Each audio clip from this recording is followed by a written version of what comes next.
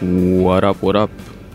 What's going on, fellas and ladies? Welcome to episode number 29 of the Spun Today Podcast. I'm your host, Tony Ortiz. Thank you very much for listening. This episode is brought to you in part by Slim Shit. No, let me stop. This episode is slightly different from the reoccurring formats of the Spun Today Podcast. I'm dedicating it to a section of my website called Ode-to-Podcasts, which is technically a dedication to some of my favorite podcasts. And it's a section I don't speak about too much. I mentioned it before for those of you that listen to the podcast regularly. But I don't think I speak about it often enough. And it's actually one of probably the earliest. I don't want to say it's the first thing that spawned the idea of the whole, Spun Today podcast and just the website in general. But it is one only because there's certain like free writings and stuff like that predates like all this stuff, like shit that I've written like years ago and stuff like that. But the Ode to Podcast section is kind of like the cornerstone of the website. And let me tell you guys what it is. I began transcribing certain portions or excerpts of conversations across a bunch of different podcasts that I listen to, mainly the Joe Rogan Experience. That's where like the first one came from, and that's where the bulk of them are. But I also have on there, if you guys go to spuntoday.com and hover over the Ode to Podcasts section, there's a drop down with a bunch of podcasts, including the Joe Rogan Experience, the Drunken Taoist Podcast, the Brian Callen Show, the Church of What's Happening Now, the Duncan Trussell Family Hour, Good Times with Steve Simone, Tom Green Radio, and Pointless. And I want to do many more. These are some of the ones, or all of the ones that I have on there right now. And within each of those folders or sections are excerpts of different episodes that I've transcribed.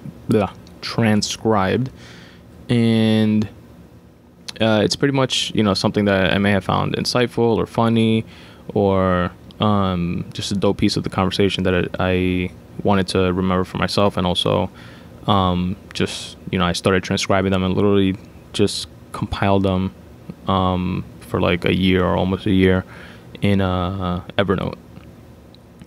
Those of you that don't know, Evernote is a dope site and app and just tool in general that you can use to organize writing, and it's pretty cool. It's an app on your phone or on your computer. Everything works like seamlessly. If you type something on your computer, it pops up on the app, and vice versa. And you can clip articles online, and it'll file it away within Evernote. You can save complete like web links. You can import links and pictures and take pictures and stuff like that. And it's like a really cool place where everything kind of like ties together, different thoughts and ideas and stuff like that.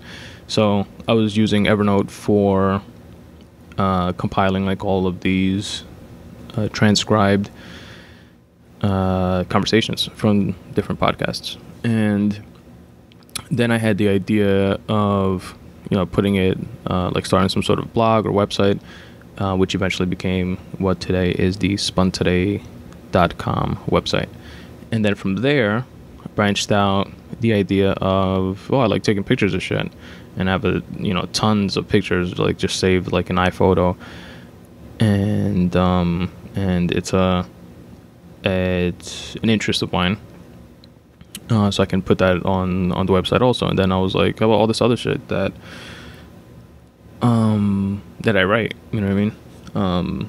It's something that I've always kind of sort of dabbled with and been into, but never took seriously. And at that point I had already started taking it from the step of, just random notes and stuff in the back of notebooks, like from back in like high school, and different. I remember I used to wait tables and bartend like throughout the last couple years of high school, and call it first few years of college, and like in the books that you take orders with, like the waiters, write down orders with and shit.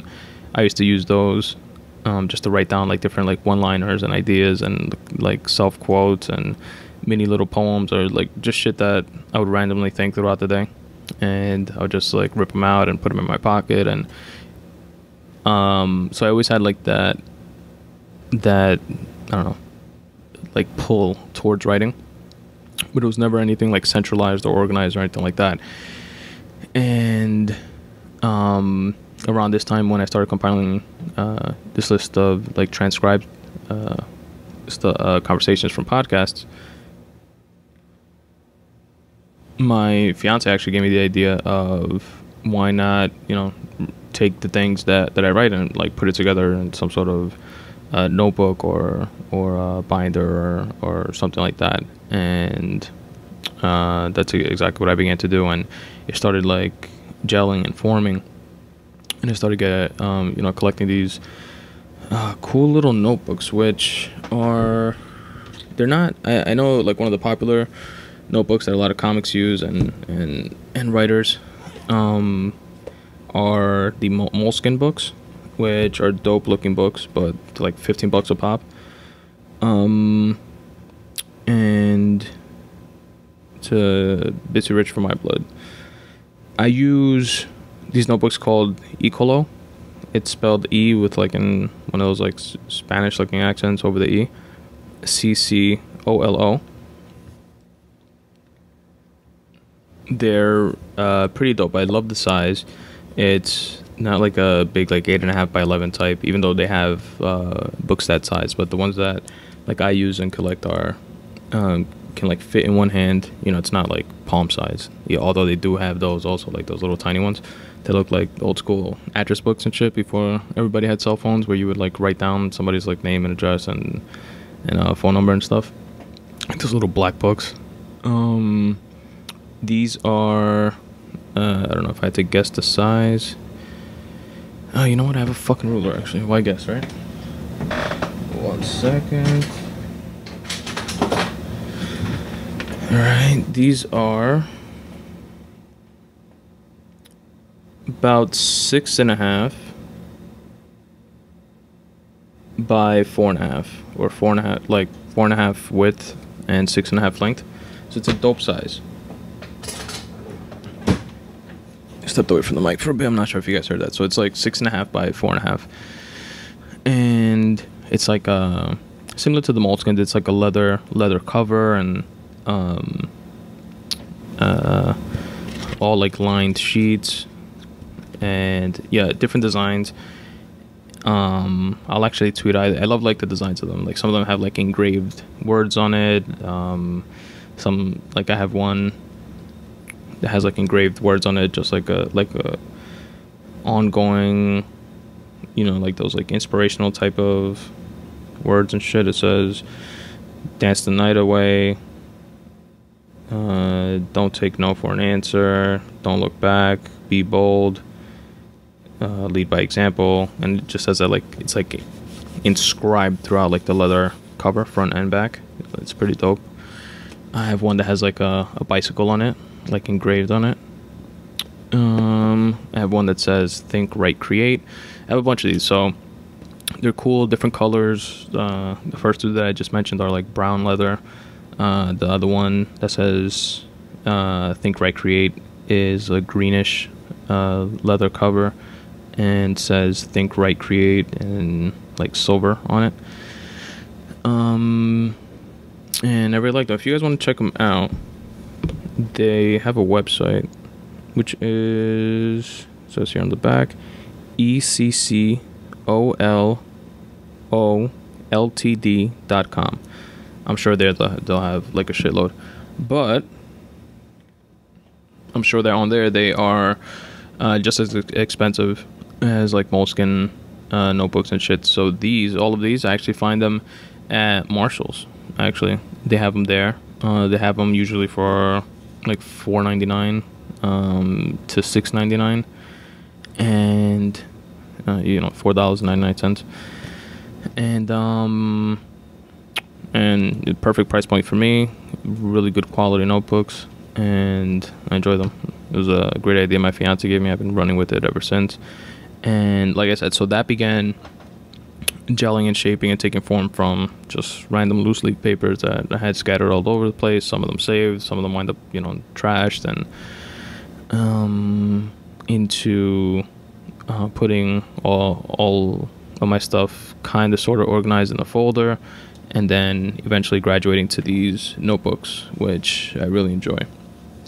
And from there, then I thought of, once I had the Ode-to-Podcast idea plus photography, then came the free writing idea or section of the website, which was to take all the shit from these notebooks, not all of it, but some of it, and putting it up on the website and sharing it. I did that, as you guys know, and you can read some of that stuff at spuntoday.com/free writing if you guys want to take a look if you haven't. Of course, some of the episodes of the podcast are dedicated to that section where I read some of that free writing and reflect on it and ask you guys what you think about it. And what else? So those were the first. So the Ode-to-Podcast section was kind of, like I said, the cornerstone of what is now the spuntoday.com website or whatever. Then from there came the photography idea, then the free writing, and then shortly after, the short stories idea, when you kept getting that much more into writing and wanted to do something other than free writing, something more, I guess, tangible.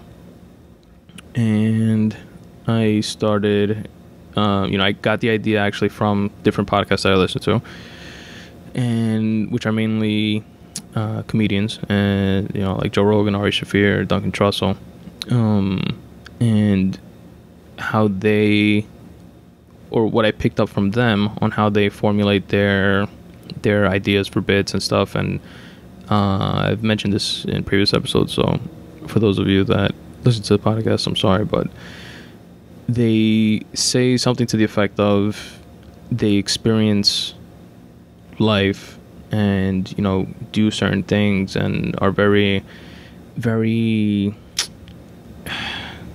what's the word I'm looking for, very not on, but very, very alert to their surroundings, very present, I guess would be the proper word. And they go into doing things with that mentality. Like, for example, I think it was on I don't remember if it was Skeptic Tank or if it was on Rogan's podcast, where one of them were talking about they didn't want to go to a certain place, but they were like or didn't want to like see a certain movie or go to a certain, I don't know, event, like some sort of event or something, but they were like, it's such a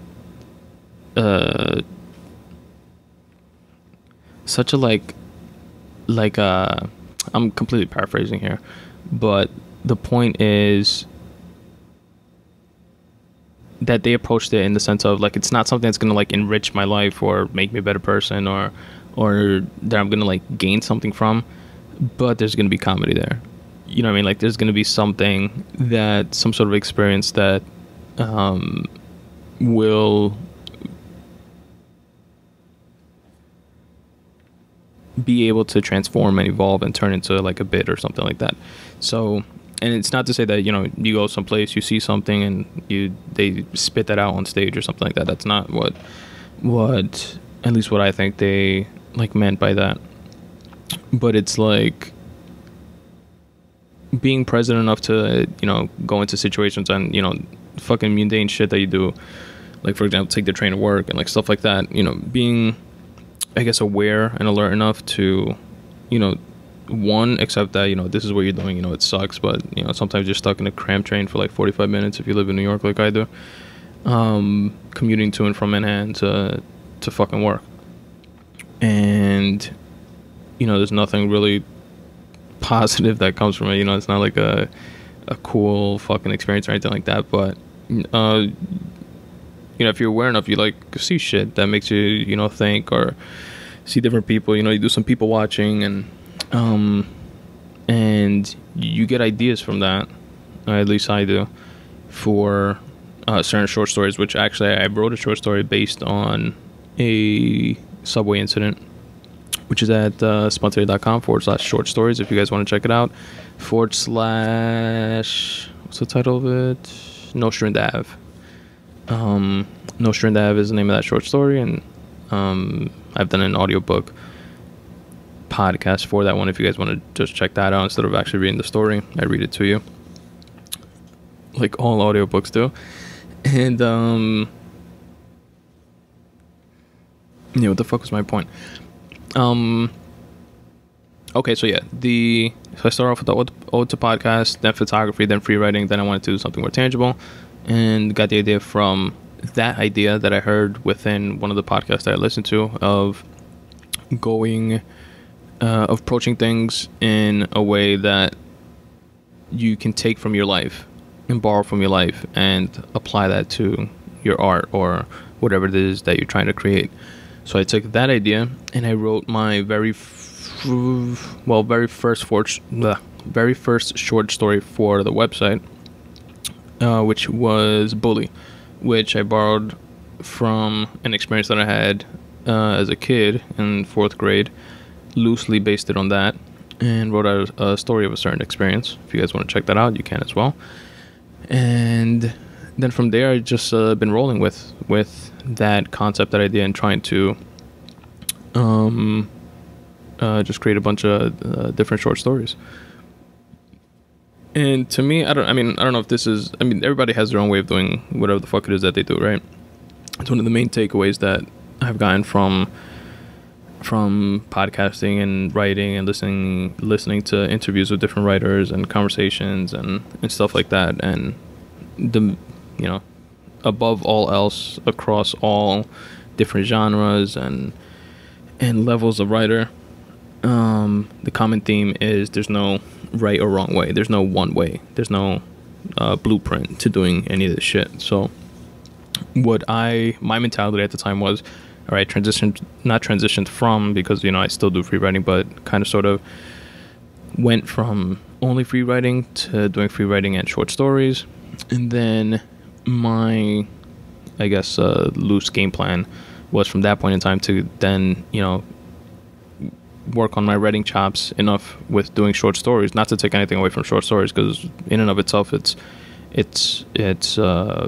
very credible art form, and there's a lot of like shorts and short stories and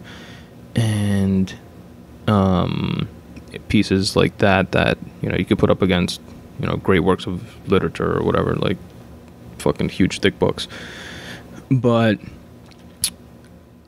my thought is to go from that, then from short stories to writing a bigger work, like a novella or mainstream nonfiction, and then eventually a novel, and then from there a series of novels or a series of nonfiction books, and maybe fiction book, and also fiction books, because some of the, like, the free writing shit is kind of like nonfiction if you read it, if you take a look at it. And then the short stories are mainly all fiction, even though some of them are like based on true stories or whatever, but it's obviously fiction if you take a look. So I don't know, that's like my thought process, kind of like work on like my writing chops enough, like within that realm of short stories, and be able to get them to a point where I can expand that. And I think some of my stories that I've written are not great, but I wrote them, I'm happy with them, I'm proud of them, I put them up on the site. Got to start somewhere type of thing. And the goal is to continue to learn and evolve and do so, and which is what I'm trying to do, you know what I mean? Like, I want to be able to write that well or better, and for, I guess, longer periods of time, if that makes sense, you know, like instead of in a fucking 8-page short story, the fucking 80-page one, and and continue growing it and keep readers captivated enough to want to read the shit, right? It's the point. So yeah, then I started the short story section, and there's not a lot. I'll tell you guys right now, actually, because I got the site open, because I'm going to be using it. There are 6 short stories. Latest of which is Lecture Hall, which, like I mentioned to you guys in the audiobook version of it, that is meant to be an excerpt of a bigger story which does not yet exist, which is one of the I guess series. It's kind of like I first thought of it like as kind of like a one standalone like novel type of thing, then which maybe that's what it'll become once I actually start putting in the work for that. But then the idea has become making it kind of like a 3-book series kind of thing, and more like a short fiction type of work. But I don't know. But that, like, the concepts from that story are meant to be like an excerpt and kind of like a general plot of or theme rather of what it's going to be about. Then you have Nostrandav, which I just mentioned, Ball and Chain, which I actually got the idea recently from an old professor of mine. Shout out to Dr. Lewin. Of turning that story into a longer story, or into expanding on that story, basically. So he mentioned that, then I thought of the idea of kind of making it maybe like a series of that crazy bitch going around fucking killing dudes that she's with and stuff like that, like she does in that. Well, spoiler alert if you haven't read it. And it kind of like continuing it, because it kind of left off with her leaving town and exiting stage left and heading down to Florida. And then I was kind of like, yeah, that's true, I could fucking like continue that story. Like, that's not like, I think that was a good ending for that particular story, because it kind of like left it kind of like in what's that movie that came out recently, Gone Girl. It kind of left it like in that type of, not cliffhanger, but that kind of like, I don't know, style of ending. And you could, definitely keep it going. But I never, like, once I finished these stories, I never like thought of them as being expandable. And he put me onto the idea of being able to expand on stories, and it's something I might look into for that one. That's for Ball and Chain. Then you have on there also Chopper City. Then you have Insight. Then you have Bully, which is the first story that I wrote for this website. Like I told you guys. So, I feel I have a lot to, well, at least a very large debt of gratitude to these podcasts, and just for being kind of like the catalyst to all of this shit. You know what I mean? And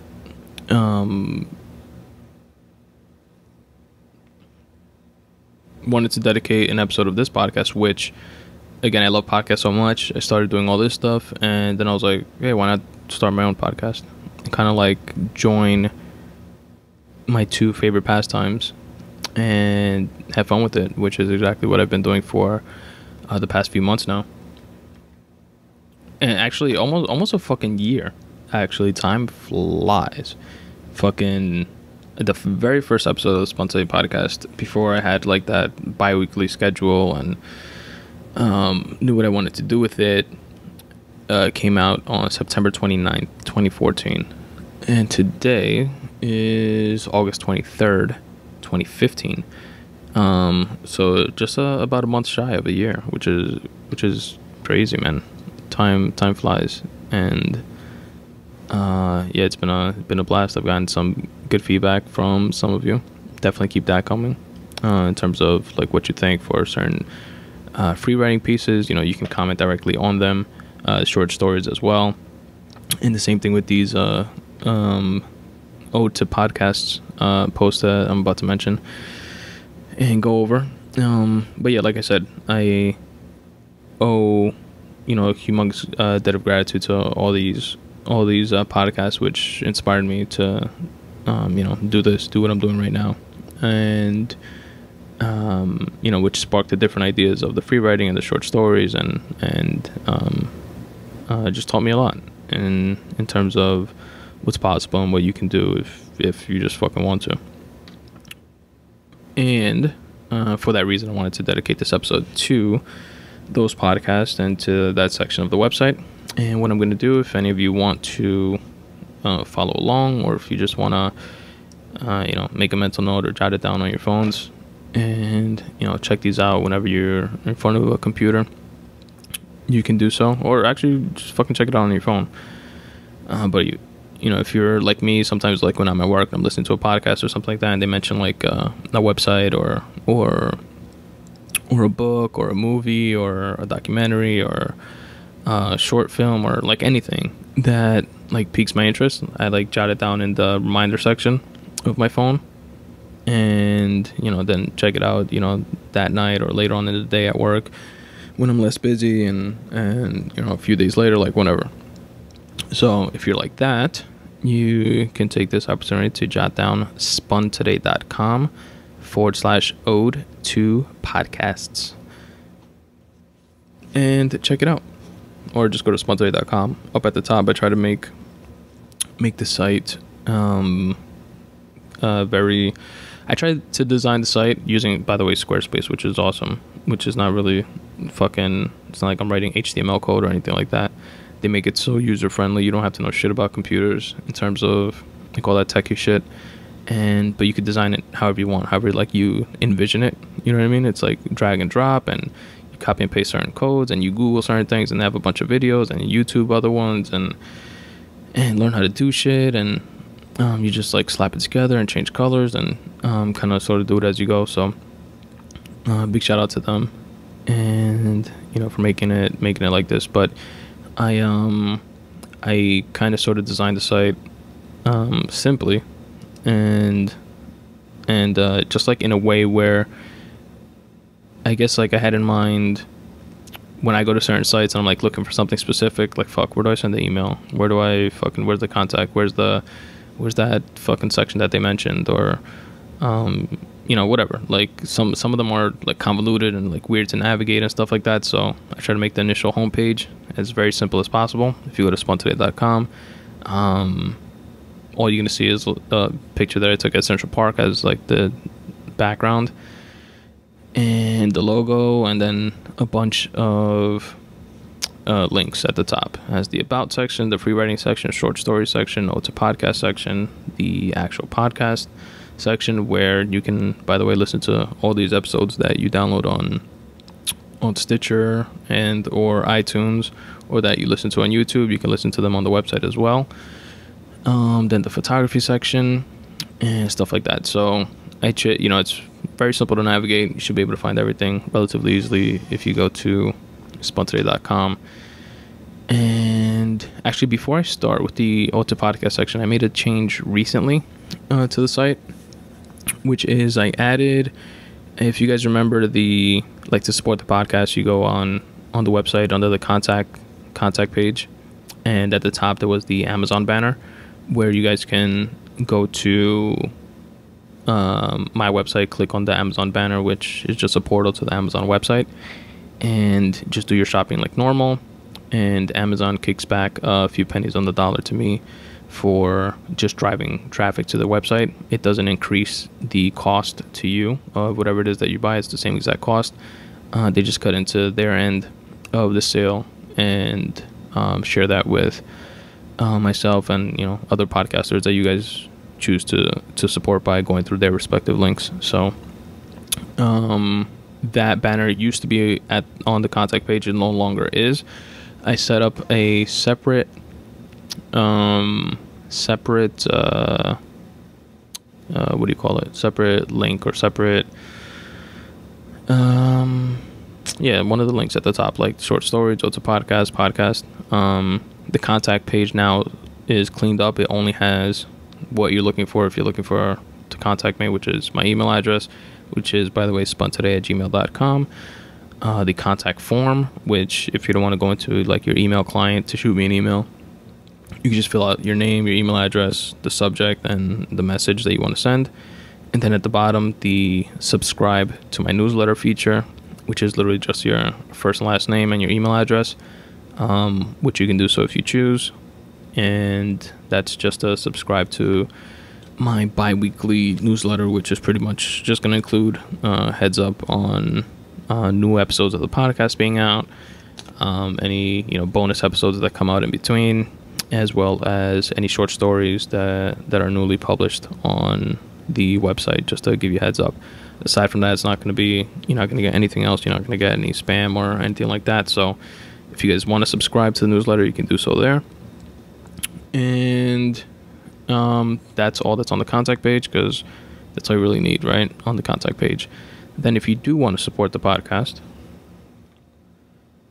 go to spuntoday.com/affiliate links, and there you will see the Amazon banner.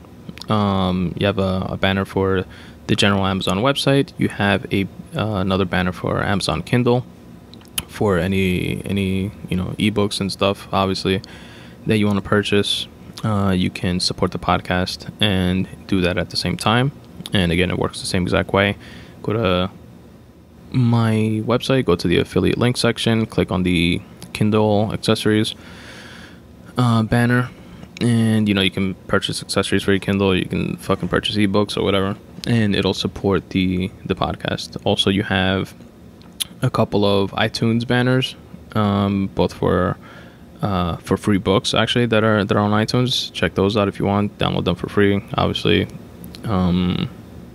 whatever the affiliate percentages for iTunes, whether 1, 2, 3% of 0 for a free book is going to be 0. So that doesn't benefit me financially, but it might benefit you with some fucking free shit.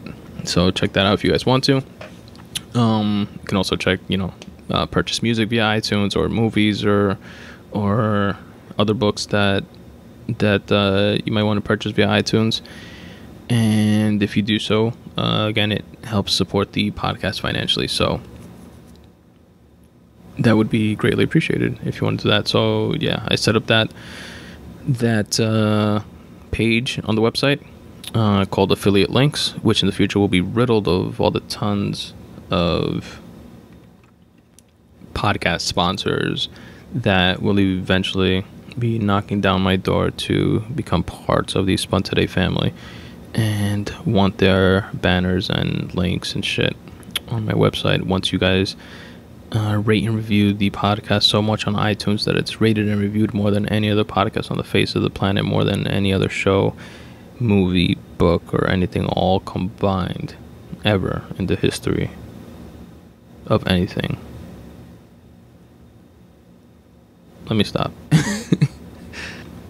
But yeah, rate and review the podcast, you fucks. That'll definitely help the podcast gain exposure, and I would really, really appreciate it. Actually spent my morning today and wrote some reviews for a bunch of my favorite podcasts.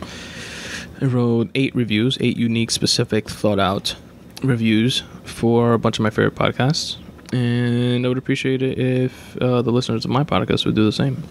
It would be awesome. Shout out too, by the way, because I got the idea for the additional like affiliate links, like the iTunes links and stuff like that, from a podcast I listened to, which I think I went off on a tangent in the previous episode, where I think I was speaking about a new podcast that I've been put onto recently, and I forgot to mention Joanna Penn. I think I may have mentioned it, but if I didn't, I'm sure I didn't mention this part of it because it happened after the recording of that episode.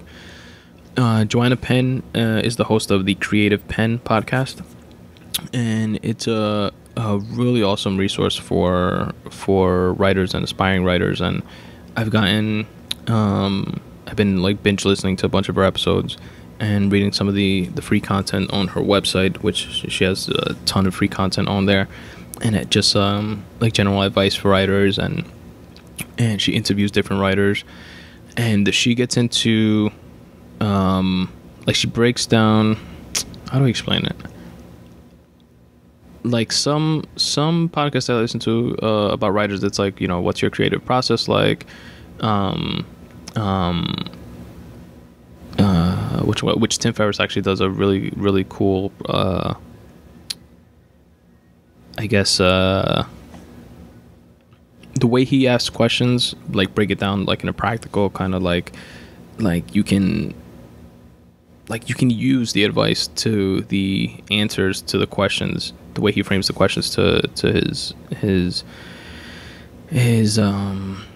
podcast guests, like, what do you do for the first 10 minutes that you're awake every day? And he interviews guys like the CEO of Evernote, who rubs shoulders and is friends with guys like Jeff Bezos and different authors and military leaders, and it, and they give you shit like, meditate for the first 10 minutes, or have a cup of coffee, then I sit down and I stretch, and then like stuff like that you could try to like implement into like your own life and see if it works for you.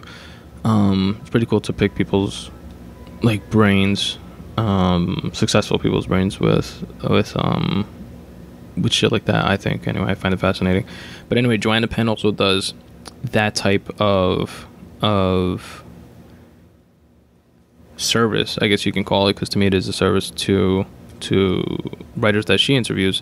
And she speaks, they'll give an answer kind of like a PC kind of answer to, what's your creative process like? And they like, they might say something general like, I just put my thoughts onto the page and, go with it and blah, blah. And she was like, yeah, but what do you really mean, like, by putting your thoughts on the page? Do you write with a pen and paper? Do you write on Microsoft Word? Or, how many words do you write a day?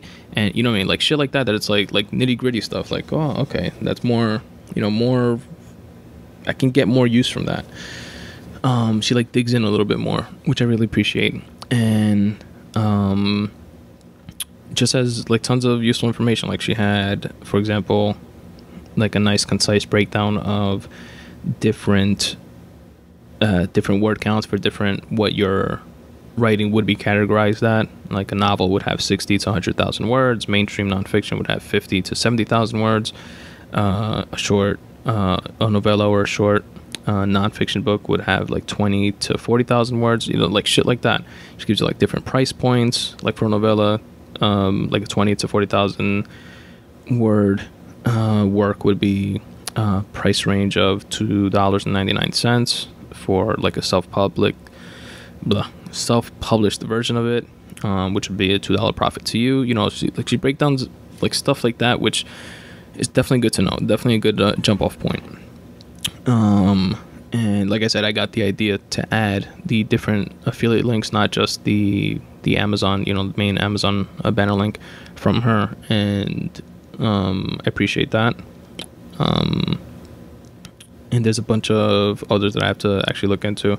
She mentioned the booklinker.net, Kobo, and Nook, and they all have like their own affiliate sponsorships, which I'm definitely going to get into and add to this section of the website.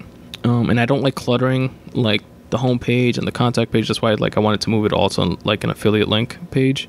And if you don't want to support the podcast in that way, you shouldn't be like bombarded with advertisements and shit like that. I find that kind of stuff annoying when I go on websites. So I just wanted to put it all on one page. If you want to support the podcast in those types of ways, financially, which actually don't cost you shit, so it's nothing out of your pocket, but definitely could prove to be something in mine if you guys use those links. And if you're going to shop in those places anyway, then go to the affiliate links page. And if not, if you just want to read a short story, you don't have to worry about an Amazon banner popping up or something like that you don't want to see. And what else? Joanna Penn also mentions the like writing techniques of, let's say, splitting up a story into 3 different works. And the idea is that if someone likes book 1, they're going to be kind of hooked into also wanting to get book 2 and then book 3, and that versus the other merits, which there are in just writing one, let's say like a bigger book, and just including the full story within that. and where you'll get the people that won't feel, like obligated to, they want one story, they buy one book, and don't have to wait on another one to be put out or published and stuff like that. And it goes into the different nuances of like self-publishing versus traditional publishing, and different platforms to sell on, whether it's Audible, Apple, Kobo, Nook, CreateSpace, Amazon KDP, which she says it's a good idea to start with, because she goes into far better detail than I could. But I listen to her podcast, I take a bunch of notes on it. Check out her website, where she does a great job of putting information on there, which is the Creative Pen, PENN.com. You guys should definitely check that out. And there's a ton of stuff on there from the recent posts or articles that I've been reading were on going from first draft to second draft, and then rewriting, then editing, and then working with the actual editors, and the pros and cons to it, and the costs, which is very important, obviously. And a ton of, I guess, business aspect stuff to this craft, which, if you are going to take seriously, is something that you have to factor in. It's not just all peace and love, hippie style, just write for the love of it type of thing. If you want to make a living at it, if you want to make maybe not your only living through it, and but you want it to become something where you can put less, I guess, for myself, like less weight on something which may not be as fulfilling, like a regular 9-to-5 job. Less weight on that, and more weight on this hobby, which could actually turn into something that yields some sort of financial benefit towards you, to be able to pour, make the transition of pouring more into it. Then you need this type of information. And another big thing that I got from her, an idea from her, was I was already doing the like I have a calendar in front of me. Like, you guys know that I tweet at the end of every month, like how much I wrote, how much I didn't write. Every day has either a check or an X on it, and I tweet it out at the end of each month, and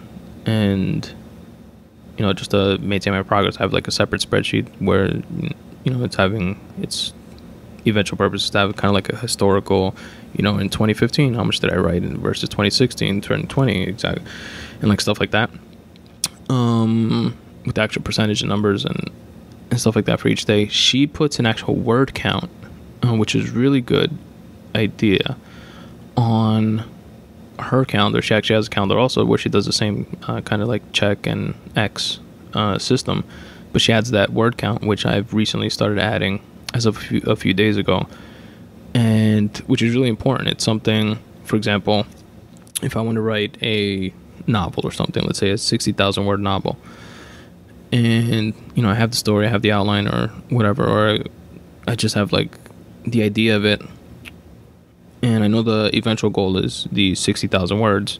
I can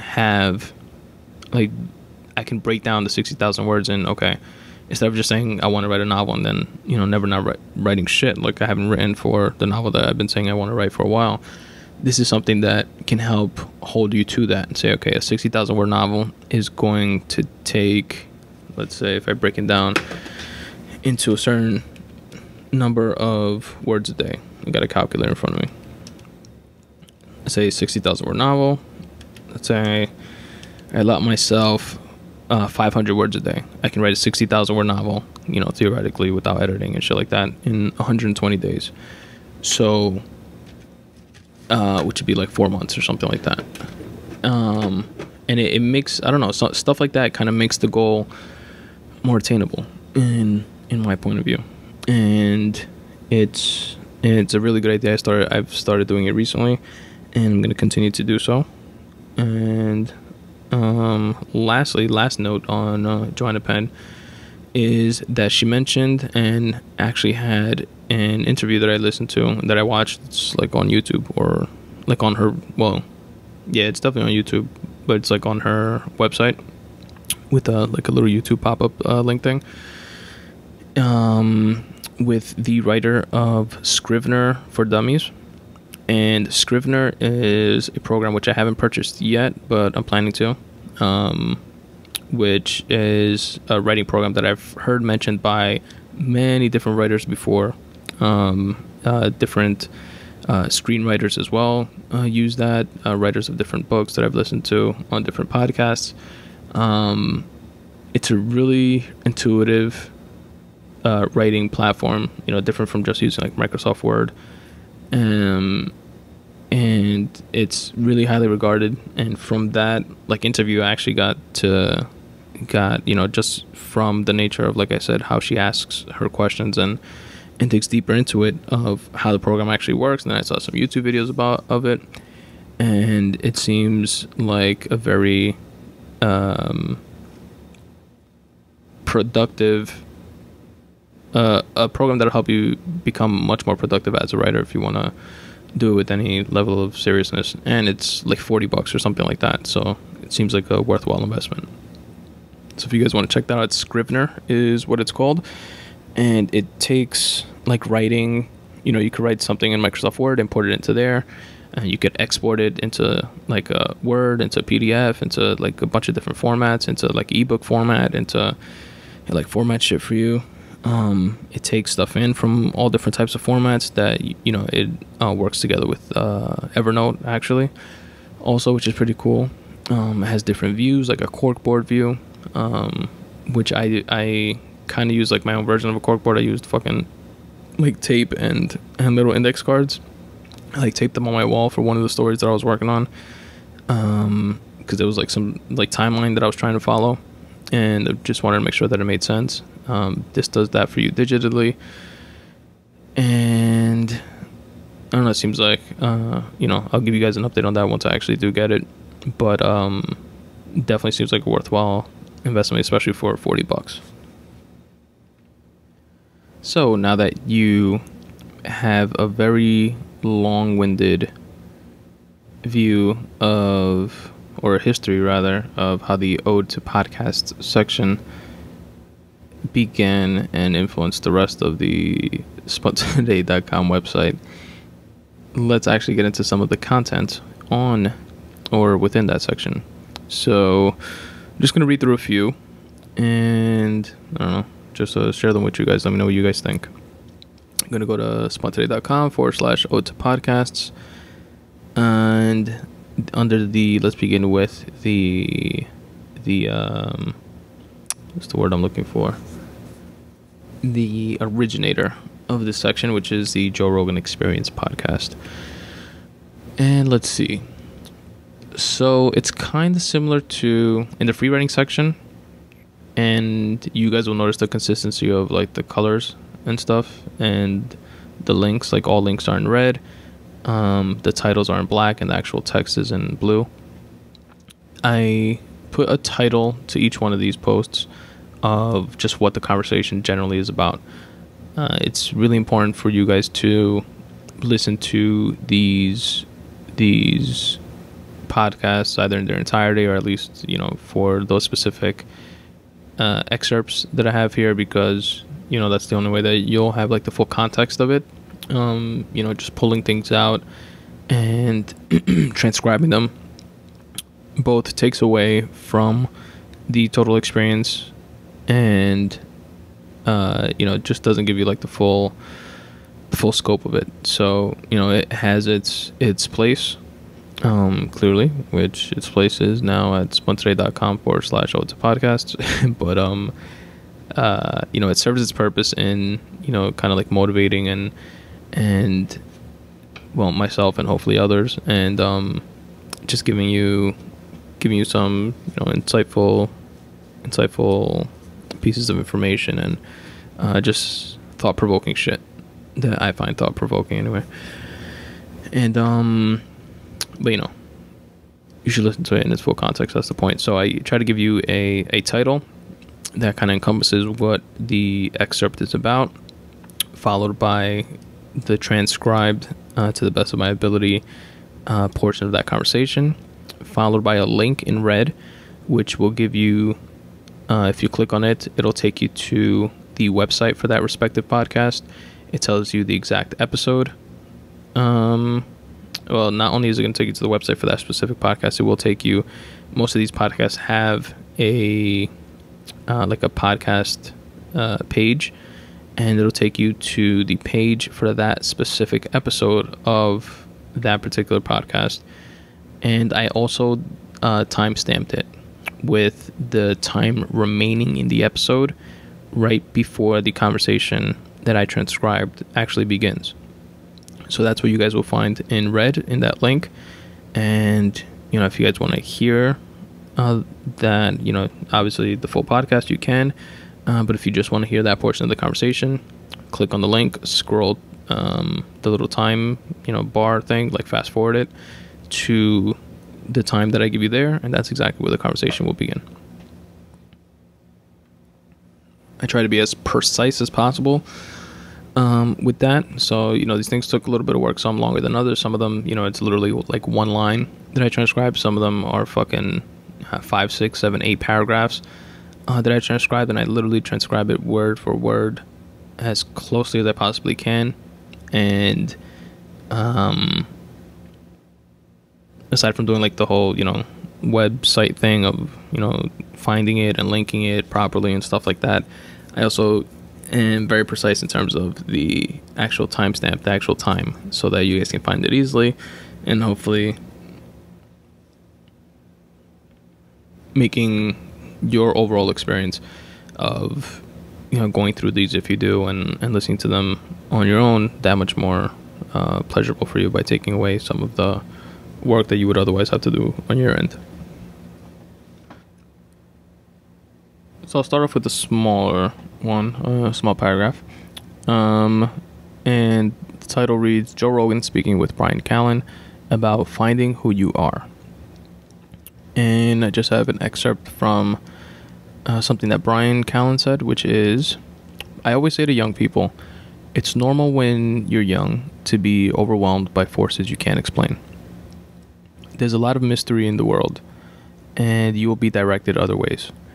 And your job as you get older is to find out who you are and what you're supposed to do and where you're supposed to place your energy on your own terms. That is the communion you have with yourself. Powerful, Bryan Callen. That is from episode number 402 of the Joe Rogan Experience podcast. And that portion of the conversation begins with 7 minutes and 33 seconds left in the podcast. So fast forward until the right side of iTunes, if you use iTunes, and probably the same shit on Stitcher, until the little time thing on the right side says minus 7 minutes and 33 seconds. And you will hear him say exactly that. Let's see. There's another short one, which is Joe Rogan and Aubrey Marcus speaking with Steven Pressfield, powerful Steven Pressfield, author of The War of Art, which is my favorite book if you guys want to check that out, which is actually very, very, or was also a catalyst to just getting off my ass and actually just beginning to write and just fucking doing it, which I heard of for the first time on the Joe Rogan Experience, and it all fucking ties together. Interesting, huh? Alright, so the title says Joe Rogan and Aubrey Marcus speaking with Steven Pressfield about learning from mistakes. Joe says, but there's that old expression that a wise man learns from the mistakes of others, a fool makes his own. And Steven Pressfield says, right. And not from his own. Yeah. You probably need a little more context to that, so listen to, that's all I wrote down for that, but listen to a little bit before and after that, those statements. But the point of it was that expression which you mentioned, which is a wise man learns from the mistakes of others, a fool makes his own. That is from episode number 405 of the Joe Rogan Experience podcast. And that is said, that little exchange, with 2 hours, 28 minutes, and 19 seconds left in the podcast. Now let's see. This is a bit of a longer one. This is, again, Joe Rogan and Aubrey Marcus speaking with Stephen Pressfield about the dimension of potentiality. Interesting shit. And Stephen Pressfield says something very long here. And he says, here's the other side of that. At least what I was just saying about a structured thing like learning martial arts. It's something that an individual can join. There are others who are also students, and there's a teacher who's teaching them and telling them what to do. But the other side of that is art, is trying to produce whatever it is you're trying to produce. A movie, a painting, a book, or something like that. This is where, at least in my opinion, you go as an individual and where there are no rules. Or there are rules, but you have to discover them yourself. And so this is what we were talking about before, about entering into another dimension of reality, or tapping into another dimension of reality, which is the dimension of potentiality. Like this podcast existed before you and Brian put it together. It just listed on another level. Existed on another level. In potentiality. And on it, and the stuff that you guys do, that also existed. Or a book that I might write, or a movie that somebody might do. And so I think that is a kind of, without sounding, fucking this up here. All right, so let me just backtrack a little bit. Or a book that I might write, or a movie that somebody might do.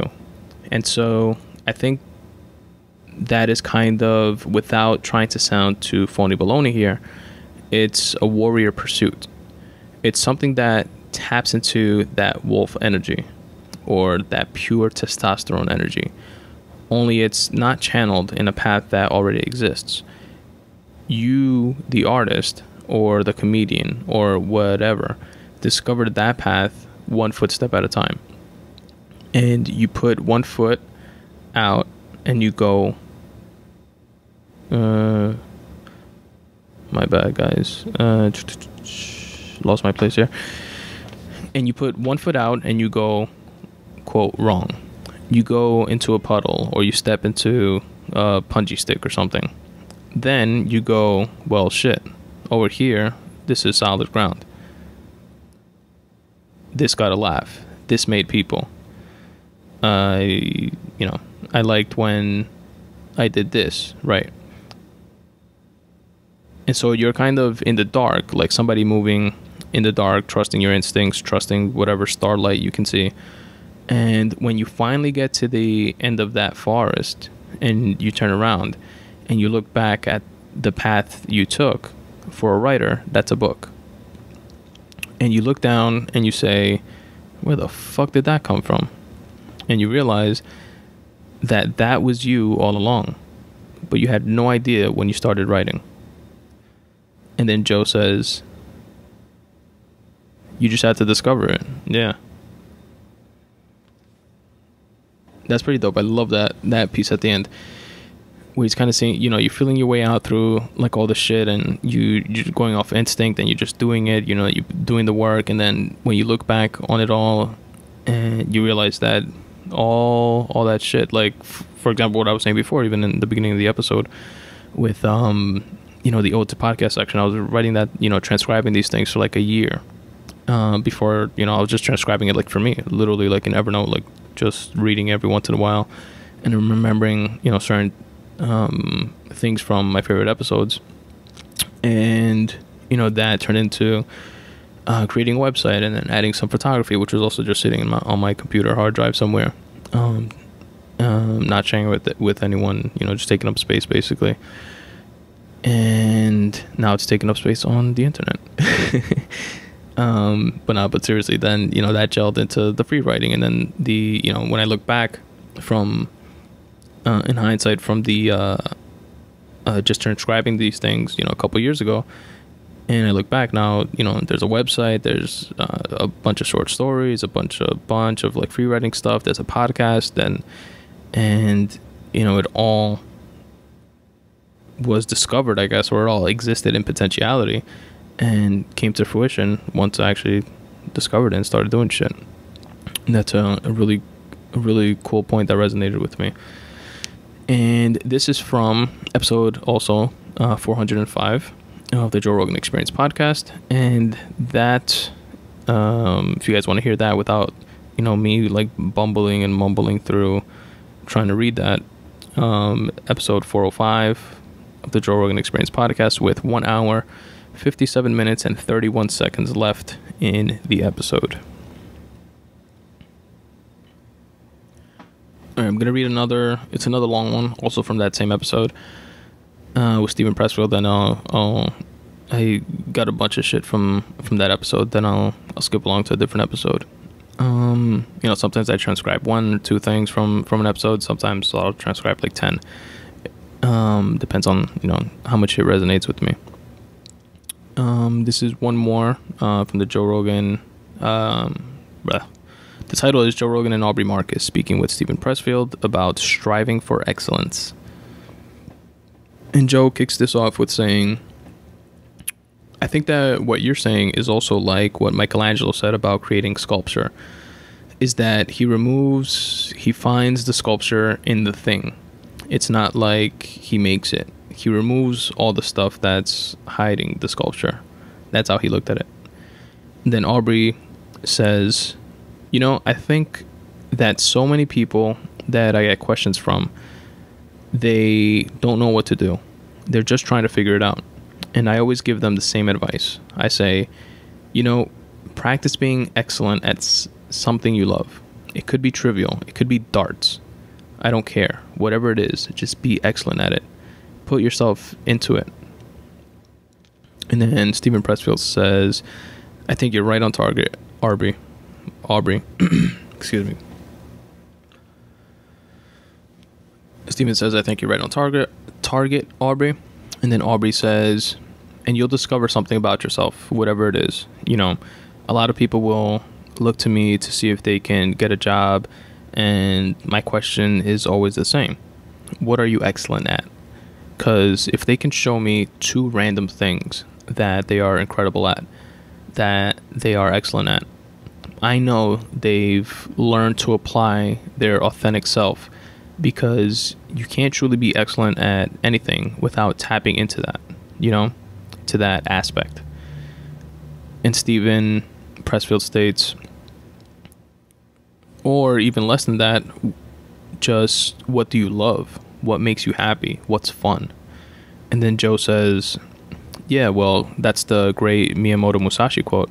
Once you know the way broadly, you can see it in all things. Then Aubrey says, exactly. Then Joe says,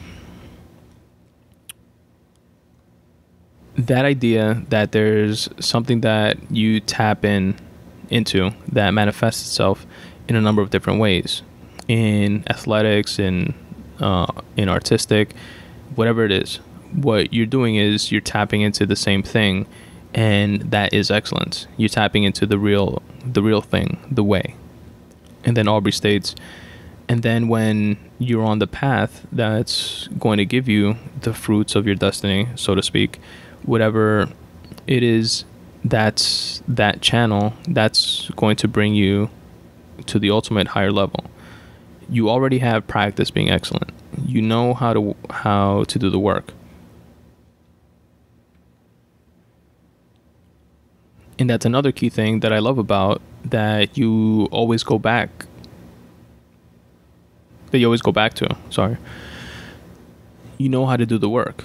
You know how to take the initial steps, that one foot in front of the other to get there and to see progress and to apply yourself in that way. And then Steven Pressfield ends it off with, yeah, I'm definitely a believer in just doing the mundane thing, you know, walk into the room, sit down at the keyboard, or walk into the dojo and start to do whatever the first thing is. This is from episode, again, like I said, episode 405 of the Joe Rogan Experience podcast, with 1 hour, 54 minutes, and 40 seconds left in the episode. So again, to find, to listen to the episodes, if you go through my website, you can literally just click on the red links underneath each of these transcribed pieces, and, just fast forward to the timestamp that I give you there, which is 1 hour, 54 seconds and 1 hour, 54 minutes and 40 seconds left in the episode.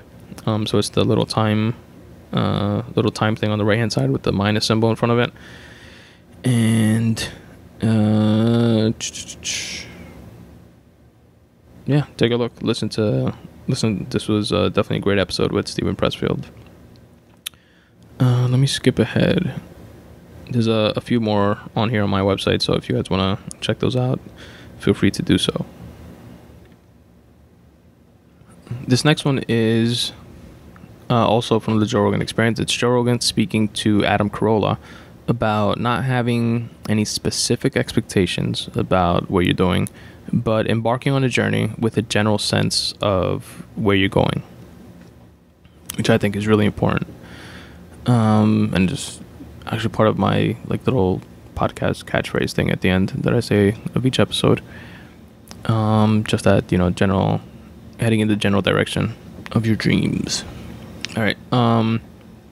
So Adam says, and Adam is I like listening to Carolla's podcast, and I like hearing him on other podcasts. He uses a lot of analogies and which I like, which I think are really good with helping driving certain points home. And this was a particularly good one in my opinion. So Adam Carolla says, it's sort of like this.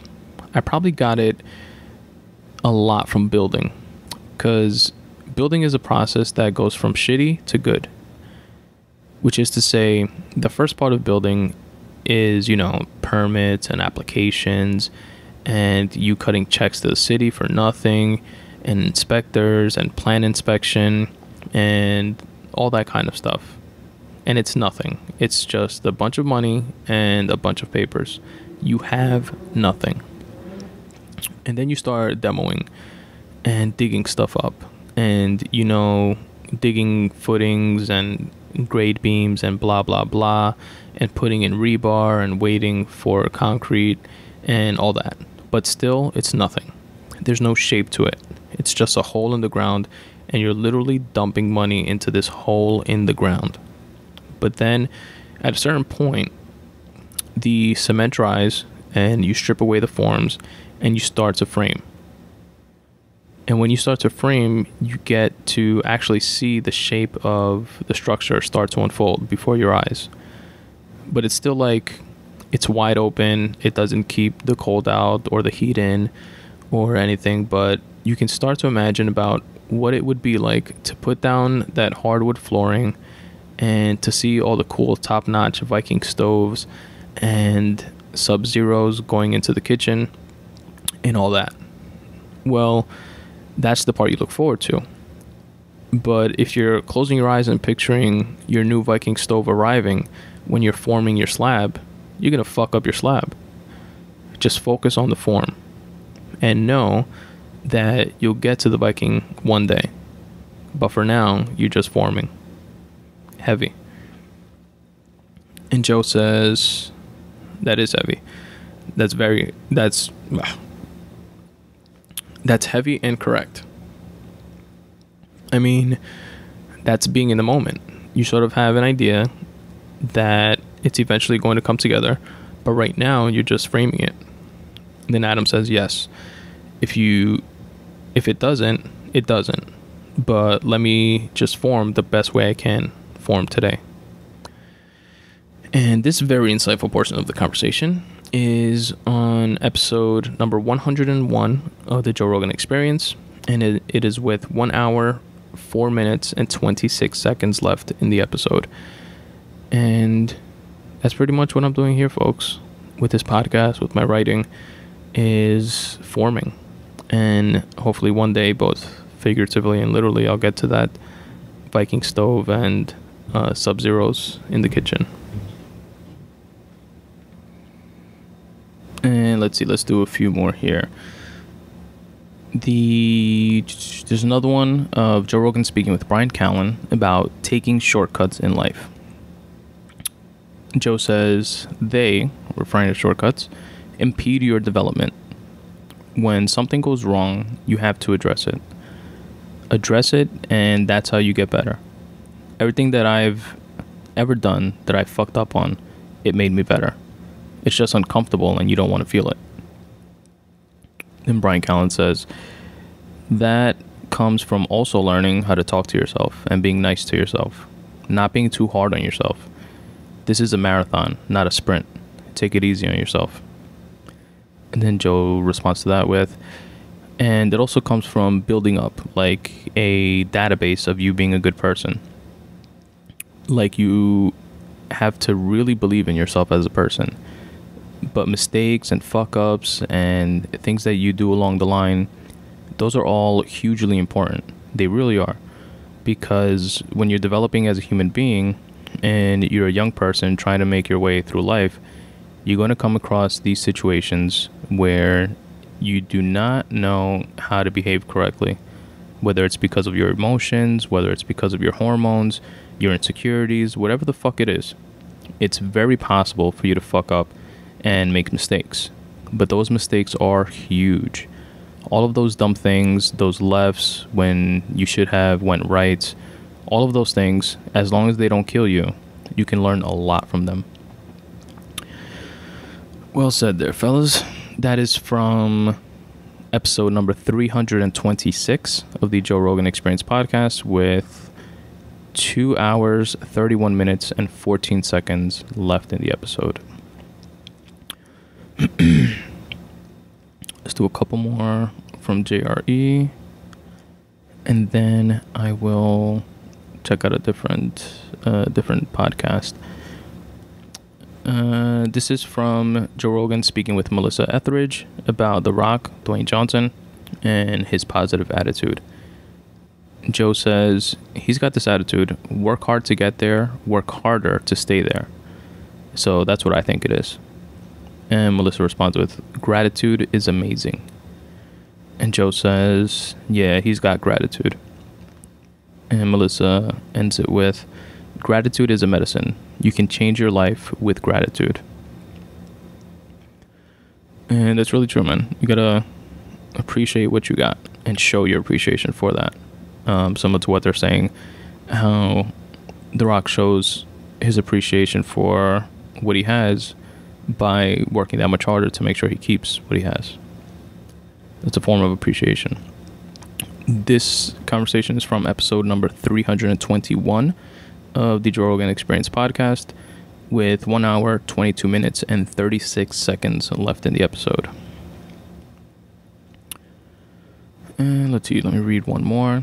This is Joe Rogan speaking with Neil deGrasse Tyson about black holes. And Neil says, do you realize that if you fall into a black hole, you'll see the entire future of the universe unfold in front of you in a matter of moments? And you will emerge into another space, space-time created by the singularity of the black hole you just fell into. And Joe responds with, you just broke the whole internet. You just broke the whole internet right there.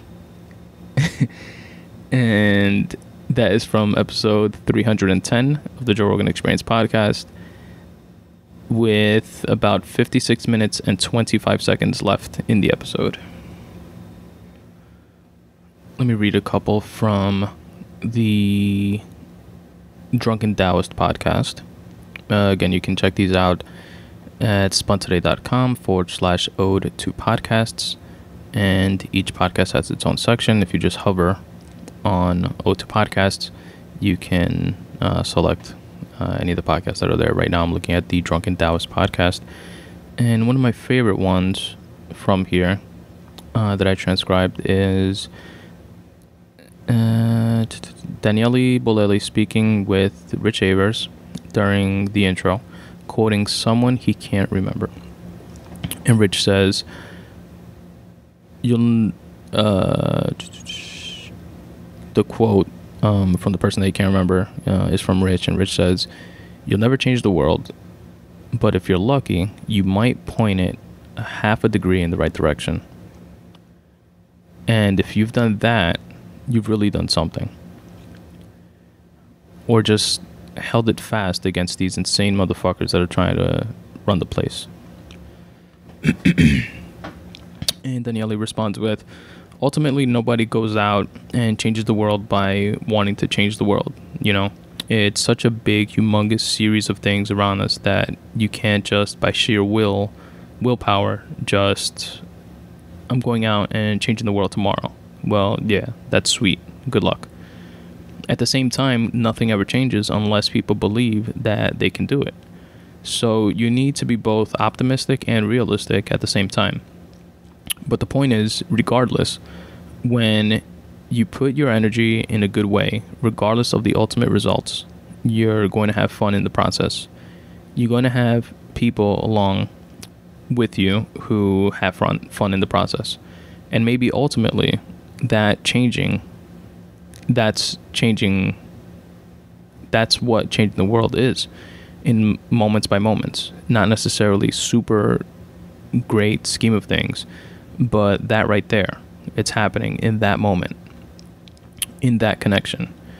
If it happens in more long-lasting fashion, so be it, even better." And that is from episode number 1 of the Drunken Taoist podcast, with 1 hour, 24 minutes, and 15 seconds left in the episode. This other one's pretty cool. It's literally just a one-liner that resonated with me. And it's Daniele Bolelli and Rich Avers speaking with Chris Ryan, who quotes a Robert Frost essay, and which is "The figure a poem makes." And Chris Ryan says, "Like a piece of ice on a hot stove, a poem must ride its own melting." And I thought that was pretty dope. That is from episode number 9 of the Drunken Taoist podcast, with 1 hour, 7 minutes, and 56 seconds left in the episode. And one more from the Drunken Taoist podcast, which is Daniele Bolelli speaking with Duncan Trussell and Rich Avers, quoting Lao Tzu. Daniele says, "My teachings are very easy to understand and very easy to practice, but nobody understands them and nobody practices them." And then he goes on to say, it's beautiful, you know? It's like Nietzsche put it as a subtitle to his book, a book for everyone and no one.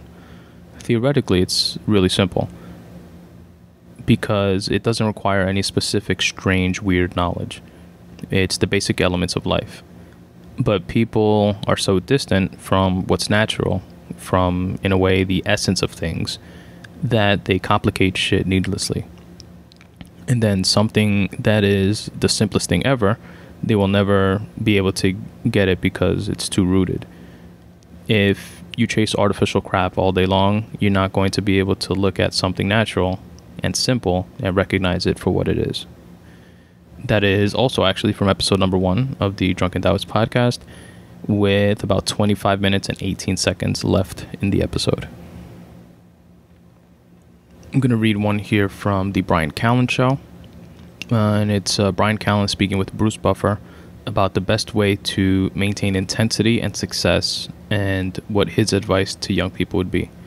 And for those of you that don't know who Bruce Buffer is, he is the guy for UFC main events that announces the fights. He, I guess, for those of you that are more, I guess, like boxing is more mainstream, you know, the guy that says, "Let's get ready to rumble."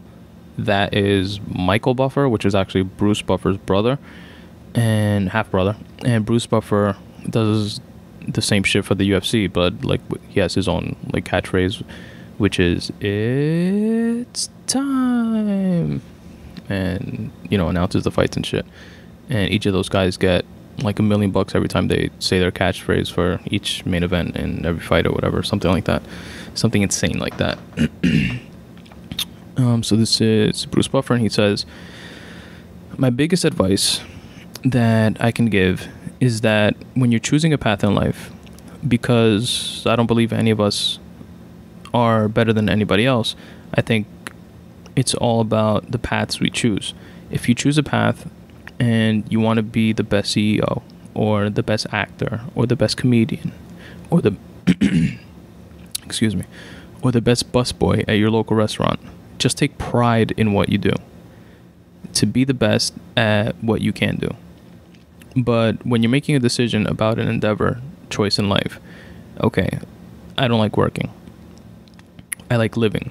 I like living life by design. So my work life is a design of life. This is my lifestyle. I don't wake up in the morning to go to work. I wake up in the morning to passionately live my life with the choices that I've made." Then Brian Callen responds to that with, "I feel the same way. I can't believe that I get to do this forever." And then Bruce says, "You have to. This is key in the question you're asking. Is that anybody making a choice, ask yourself, look in the mirror, be honest with yourself. Are you in it for the buck? Are you in it for the potential of the buck? Because you're passionate about what you're going into? Which means you're going to learn everything there is about it. You want to be the best you can be at it. But when the crap hits the fan, when the rough times happen, which is going to happen no matter what, don't think that life is going to be a breeze just because you made the right decision, or the right choice rather.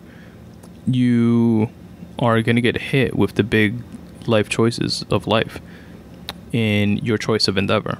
The only way you can get up from being knocked down on the canvas of business, the best way is to have passion and believe in yourself. That's the key. Because a lot of that, which are projects just to make money, they're not passionate. And when the hard times hit, they lose that edge. So basically, I know I fumbled reading that again. Being passionate about whatever it is that you're into is going to be that key deciding factor of, being able to get up when you get knocked down, and following that passion into what you choose to do is key, like in making that decision before you get into whatever it is that you're going to get into it for the right reasons, which would be, like it says in that first part of being passionate, of choosing something that you're passionate about so that it becomes part of your choice and your design for your life, not like just taking a job and have it separate from what it is that you want to be doing, and not really pursue what you want to be doing because you're being bogged down with everything else and stuff like that. So it's pretty dope advice, and I transcribed it to share with you fucks. Now let's see, pick one or two more from different episodes. Let's see this one from the Church of What's Happening Now with Joey Coco Diaz. This is Joey Diaz and Lisa Yet speaking with Raf Esparza, giving the listeners a motivating thank you. And he says in true Joey Diaz form, "I just want to tell people thank you for all the comments. Thank you for the support of the podcast. Thank you for always loving me and Lee and my guests. But also, I want you to take that for what it was. That you can do this shit. You could do whatever the fuck you want. Don't let them stop you. They could all suck your dick at the end of the week. All right? Fuck them all. You have something that you want. You you have something that you want to do it. Go for it. Who gives a fuck? If you fail, who gives a fuck? You know how you really fail? If you don't fucking go for it. So end the story. And that is from episode number 199 of the Church of What's Happening Now podcast, with 15 minutes and 5 seconds left in the episode. Here's one more from Joey Diaz speaking with Steve Simone and Lee Sayette about fitness. Joey says, but Noli, I'm proud of you that you made the choice and that you then Lee chimes in and like, I cut Diet Coke out, that's gone, it's just water. And Steve Simone says, wow. Then Joey says, you're 25 years old, Lee. I wish I was 25 years old now. And Lee says, yeah. Then Joey says, to tell you how easy it can be, because you don't want to do this when you're 40. And Lee says, no. And then Joey says, when you're 40, there's going to come a time when you're going to gain 30 pounds. And you're going to go, you know what? I already did this. I did this. So this is coming right off. But right now, you're 25. Right now, your metabolism, you could fucking eat a cake and it's gone within 10 minutes. It should be. And then Lee says, well, not mine, but yeah. And then Joey says, it should be, because you haven't kicked that motherfucking engine in. You got an engine. And Steve Simone says, yes. And then Joey says, in the 80s, there was Pennzoil. And Pennzoil, gotta love Joey Diaz's fucking analogies. He says, in the 80s, there was Pennzoil. And Pennzoil's motto was, you can pay me now or you can pay me later. That stuck with me for life. Those people that drive around and don't change the oil and then their engine blows up and they go, what the fuck happened? And that was their motto. Either you can pay me $199 now or you can pay me $800 later. You're gonna pay me. So you gotta get into exercising, you know? And I did it as a child when I got into comedy. I sold my soul so deeply into comedy that I go, who needs fitness? You always need fitness. And then Steve Simone says, mind, body, and soul, it's all connected. And then Joey ends it with, you always need to breathe. You always need that hour for yourself. That hour for yourself is so spectacular. My wife left the other day and she came back and I could see that she was a different person. And I go, you got to do this 3 days a week. I like that analogy though. About, you know, putting in the work now or you're going to pay for it later, basically. One way or the other, you pay for it. Either pay for that shit in increments or fucking get fucked at the end. That is from episode number 188 of the Church of What's Happening Now podcast, with 1 hour, 25 minutes, and 6 seconds into the episode, or left of the episode, depending on how you look at it. And you guys pretty much get the drift of this section, but I'm going to read one more that I like from a different podcast. This is from Good Times with Steve Simone, which I just mentioned was in that episode of the Joey Diaz one that I just read. This is from Steve Simone's podcast, which is called Good Times. And the title here is Steve Simone speaking with Jimmy Schubert about that hardworking East Coast mentality. And Jimmy Schubert, which is a comic as well, he says, my brother Joe had his own business when he was 16. I mean, these guys are, my brother Bob got married with his high school sweetheart, so did Joe actually, and still married. You know, got great houses, they love their jobs, they both run companies, they're both kind of like white collar, blue collar guys. And Steve Simone says, yep, that's what I love about Philly. White collar mind, blue collar soul. And Jimmy says, yeah, white collar mind, blue collar soul. That's great. Oh, that's great. That would be a great name for an album. And Steve Simone says, no, but seriously, that's what I view. And Jimmy says, that's killer. White collar mind, blue collar soul. And Steve says, no, yeah, that's what we have. And Jimmy says, dude, that's fucking awesome, dude. And Steve says, that's what we have.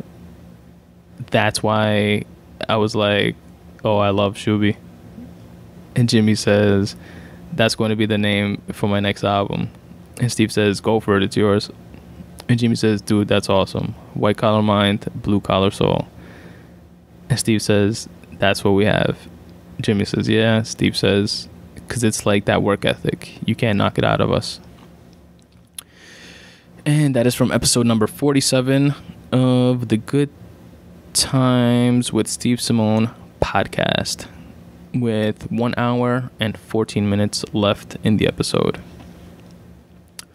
And that's it, folks. That is the Ode to Podcasts podcast of the Spun Today podcast with your host, Tony Ortiz. And that's the episode. Just in closing, I'm going to remind you guys to rate and review the podcast. It would be very helpful. And also visit another section of the website, which is spuntoday.com/questionnaire, or just click on the questionnaire tab up at the top. And it'll take you to a page that has 5 questions related to a hobby or a passion or just something that you like to create. The responses get emailed to me. I read them on the free writing episodes of the podcast, and just share your insights and your views and your tips with other people. It's 5 questions. It's a quick thing to fill out and could help others. And what else? Photos on the website. You can see and download like any photos for free that you want from spuntoday.com/photography. I'm going to be putting up some new photos on there very soon. Actually, I should probably do that shit today. But I actually have another podcast to record because I'm pre-recording a couple of these since I'm going to DR in about 2 weeks to Punta Cana. I'm going to be chilling on the beach, relaxing, and enjoying my sister-in-law Judy's wedding and roomie Raul. Congratulations to them in advance. We're going to have a great time out there. And then after that, I'm coming back for 6 or 7 days. And then I have to go back to India. And yeah, I need a couple of these podcasts in the pipeline so that I don't fuck up the schedule. And I'm going to be putting up a couple of pictures, some of which I took at the beach recently, a couple weeks ago. And a couple that came out kind of nice that I took yesterday. I actually went to the Queens Botanical Gardens and took some pictures there. And I'm going to be throwing some of those up on the website. But aside from downloading them for free if you'd like, and you can view them on Facebook, you can view them on Instagram at Spun Today on Instagram, or facebook.com/Spun Today. You can also download them from the website. Or you can, if you want to like purchase prints and posters and frames of any of that photography, you can go to a website called Crated, CRATED.com/Spun Today, and you can purchase art there. As mentioned in the intro, check out my new affiliate links. It's at spuntoday.com/affiliates. If you're doing any shopping on Amazon or on iTunes, please use those banners there to take you to the respective websites and do your shopping like you normally do. It will not cost you anything extra, but I'll get kicked back a few pennies on the dollar for driving traffic to their websites. Rate and review the podcast on iTunes and or Stitcher. I'd really appreciate it. And what else? That's pretty much it. You guys know you can listen to all of these episodes on Tumblr. You can listen to it on YouTube. Obviously, iTunes and Stitcher. And that's pretty much it, folks. Hope you liked this episode. And as always, substitute the mysticism with hard work and start taking steps in the general direction of your dreams. Thanks for listening.